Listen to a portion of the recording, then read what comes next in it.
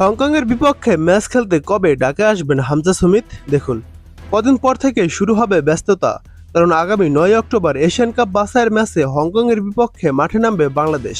সেই ম্যাচকে সামনে রেখে এ মাসের শেষ দিকে অর্থাৎ 29 কিংবা 30 সেপ্টেম্বর প্রস্তুতি ক্যাম্প শুরু করবে বাংলাদেশ জাতীয় দল।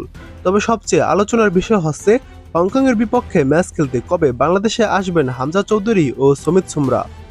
ইংলিশ প্রিমিয়ার লিগে খেলা হামজা চৌধুরীর দলে যোগ দেওয়ার পর দেশের ফুটবলের চিত্রটাই পাল্টে গেছে। এরপর কানাডা লিগে খেলা সমিত সোমও যোগ দেন লাল সবুজের ডেরায়।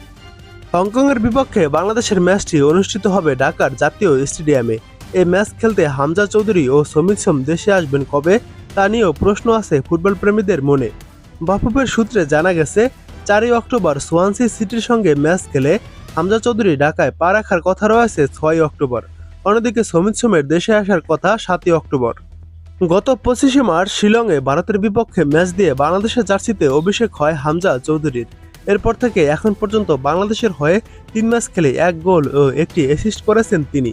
অন্যদিকে গত 10 জুন সিঙ্গাপুরের বিপক্ষে ম্যাচ দিয়ে বাংলাদেশের জার্সিতে অভিষেক হয় সমিত সোমের।